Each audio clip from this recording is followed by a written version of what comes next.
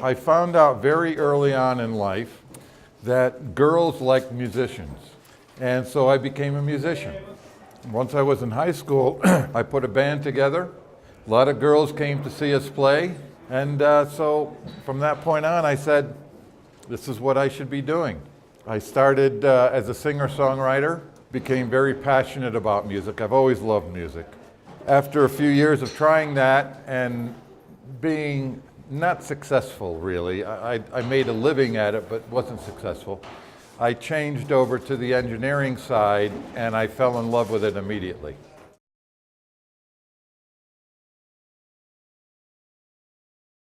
I don't know that I embraced it initially.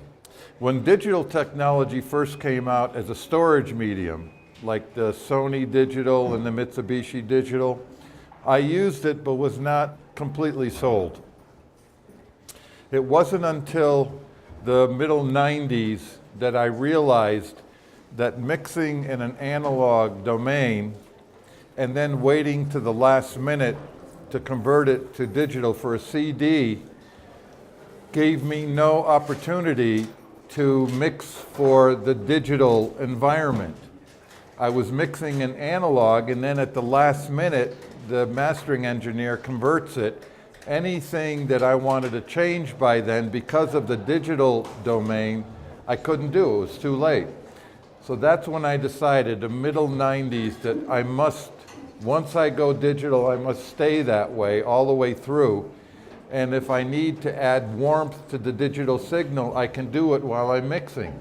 But if I stay analog, I can't do that. So I got it in my mind to mix digitally. Once I did that, I started to embrace the whole process. And it came to a height for me in 1998 when an album that I had recorded and mixed digitally on consumer or semi-pro gear, a Yamaha O2R and 3 DA88s. We recorded the whole album on the 3 16-bit 44.1, and it won 2 Grammys, one for engineering and one for production.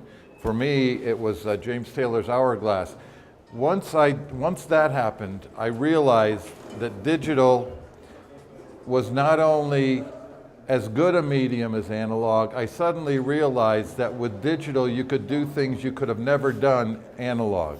We could have never recorded that album the way we did in analog, as quickly as we did, with the sound that we did, with you know, the amount of gear that we had. So from that point on, I'd have to say I've been a digital evangelist ever since. I've mixed, since 1995, I've mixed everything that I've done digitally and recorded everything I've done digitally.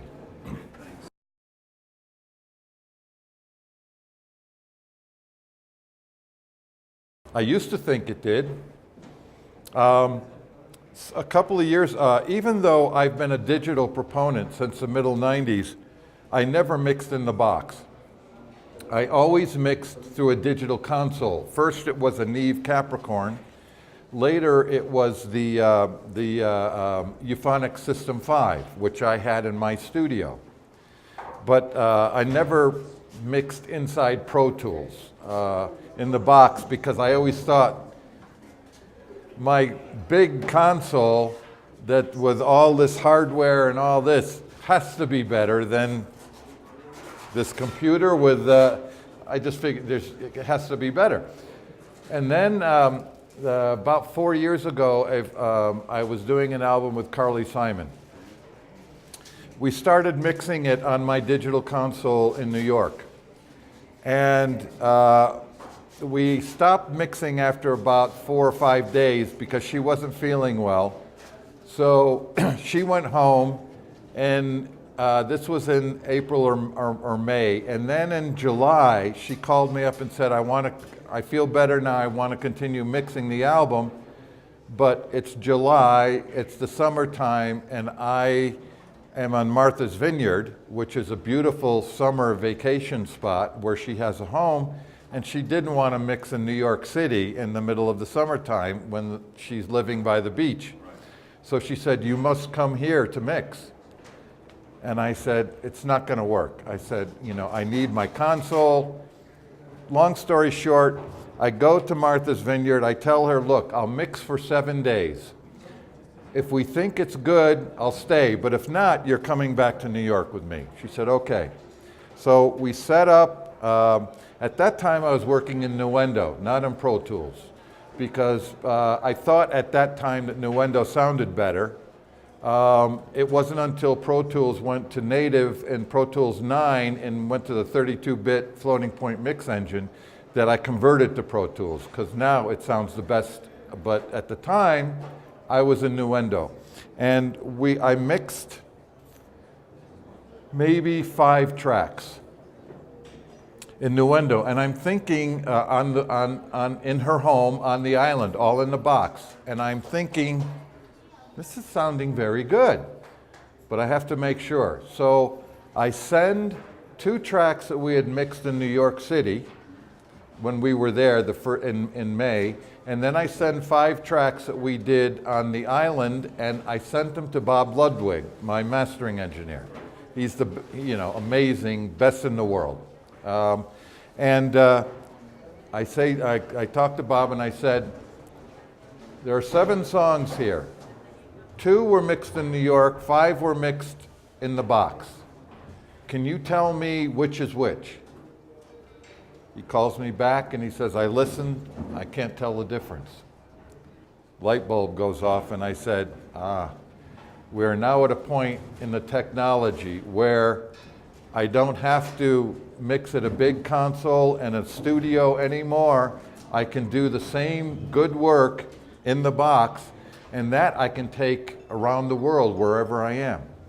So I decided to move my studio from New York City to my home. I bought, about a year later, I decided on the D Command as my console of choice instead of the System 5, because my System 5 is 14 feet long. And I found the D Command to be everything that I was looking for in a console.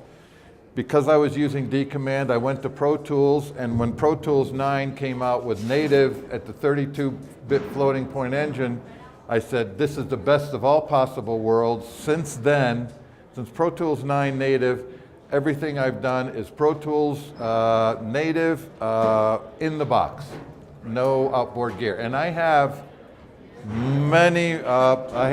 much analog gear. Pultex, Neves, TubeTex, 1176, all the old vintage gear, but I don't use any of it anymore. Everything I do now is in the box. Because one, with my eyes closed, I can hear better, but not just me, everybody can hear better. There's a feeling that blind people can hear better than people with vision. And it's not that they can hear better, it's simply that they are tuned into it more. Studies show that when you open your eyes, your visual cortex takes over all of the brain activity. So when your eyes are closed, and I gave a talk on this earlier this week, where studies show that when your eyes are closed, you have more emotional response to the music than you do when your eyes are open.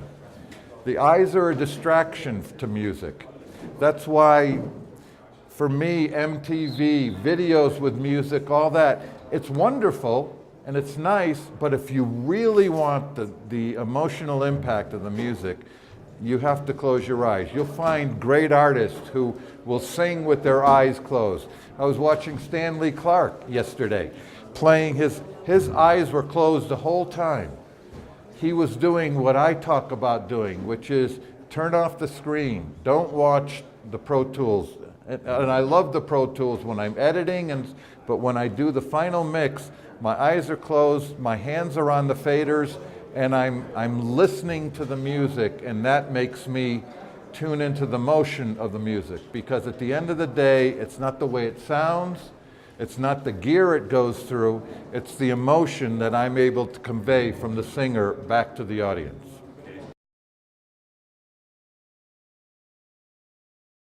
Several points. First is find a good cigar. No question, that's primary. Second, make decisions when you are involved in the process. Don't leave everything to later. Don't record 50 or 60 or 70 tracks with multiple takes and then send them to someone like me and say, okay, here it is. Make a decision. Decide what are the tracks you want to use. Decide which guitar solo you like. Decide what the best vocal performance is. Because when you make a decision, you set a direction. So decisions are very important. But most important of all, apart from the cigar, is think about the emotion. Do not get involved in the technology. Stop thinking about what your friend or your neighbor or your favorite artist says. Don't worry about analog. Don't worry about if you do this digital, it's not going to sound as good as analog. Analog had its day. Digital in its current form is more, gives you more opportunity, sounds better, allows you more flexibility, allows you to do things you could never do in the analog world. And as I said, I who have everything at my disposal am now doing everything digitally in the box because at the end of the day it sounds better. Don't look backward, look forward. Don't get caught up in whether you have the best technology in the world. Just embrace the fact that right now you have at your disposal with something like Pro Tools, with something like the Artist Series console, for very little money you have almost exactly what I use in the studio. I use the same mixer in Pro Tools that you use in Pro Tools 10, no difference. And I have a major studio, you have your home, but the thing is don't get bogged down in technology. Make decisions, don't get bogged down in technology, and lastly, don't fix everything. Because my feeling is everybody it's not in the Pro Tools, but it's sitting there virtually. Over on the side is this big suck button. The suck button is the button that you press every time you tune something too much, or every time you fix too many things in the drums, or every time you line up too many things. Let the humanity, let the emotion come through.